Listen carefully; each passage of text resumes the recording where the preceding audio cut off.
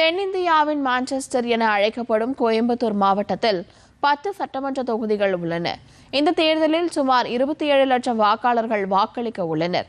கோயம்புத்தூர் மாவட்டத்தில் உள்ள சட்டமன்ற தொகுதிகளின் கள நிலவரம் மற்றும் மக்களின் எதிர்பார்ப்புகள் குறித்து சிறப்பு செய்தி தொகுப்பை தற்பொழுது பார்க்கலாம்.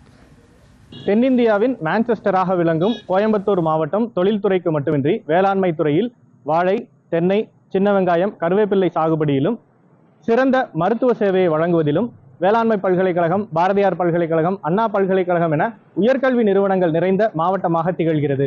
கோயம்புத்தூர் மாவட்டத்தில் மேட்டுப்பாளையம், கவுண்டம்பாளையம், கோயம்புத்தூர் வடக்கு, கோயம்புத்தூர் தெற்கு, சிங்காநல்லூர், சூலூர், தொண்டாமுத்தூர், கிணத்துக்கடவு, பொள்ளாச்சி, வால்பாறை என மொத்தம் 10 சட்டமன்ற தொகுதிகள் உள்ளன.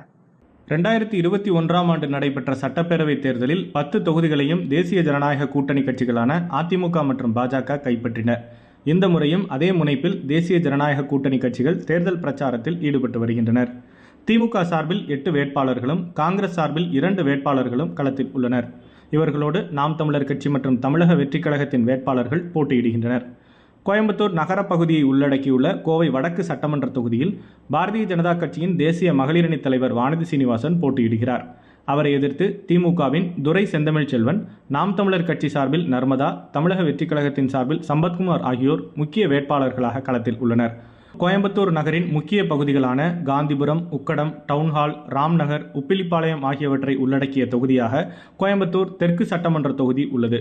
சுமார் 1,86,000 வாக்காளர்களை கொண்ட இந்த தொகுதியில் கடந்த முறை பாஜக சார்பில் போட்டியிட்ட வானதி சீனிவாசன் மக்கள் நீதி மய்யம் கட்சியின் தலைவர் நடிகர் கமல்ஹாசனை பின்னுக்கு தள்ளி வெற்றி பெற்றார். இந்த முறை திமுக, அதிமுக இங்கு நேரடியாக மோதுகின்றன. திமுக சார்பில் முன்னாள் அமைச்சரும் அக்கட்சியின் மேற்கு மண்டல பொறுப்பாளருமான செந்தில் பாலாஜி வேட்பாளராக உள்ளார். அதிமுக சார்பில் 2016ஆம் ஆண்டு தேர்தலில் இதே தொகுதியில் வெற்றி பெற்ற அம்மன் அர்ஜுனன் களமிறக்கப்பட்டுள்ளார். கோவை நகரப்பகுதியை உள்ளடக்கிய மற்றொரு தொகுதியாக சிங்காநல்லூர் சட்டமன்ற தொகுதி உள்ளது. இங்கு அதிமுக சார்பில் கடந்த தேர்தலில் வெற்றி பெற்ற KR ஜெயராம் வேட்பாளராக உள்ளார். காங்கிரஸ் கட்சி சார்பில் ஸ்ரீநிதி, நாம் தமிழர் கட்சி சார்பில் நேருஜி, தமிழக வெற்றிக் கழகத்தின் சார்பில் கிரிபிரசாத் ஆகியோர் களத்தில் உள்ளனர். மாவட்டத்தில் மற்றொரு முக்கிய தொகுதியாக தொண்டாமுத்தூர் சட்டமன்ற தொகுதி உள்ளது. இங்கு கடந்த 3 முறையும் அதிமுகவின் SP வேலுமணி அதிக வாக்குகள் வித்தியாசத்தில் வெற்றி பெற்று வருகிறார். இந்த முறையும் சுமார் 50,000 வாக்குகள் வித்தியாசத்தில் வெற்றி பெறுவோம் என அவர் தெரிவித்துள்ளார்.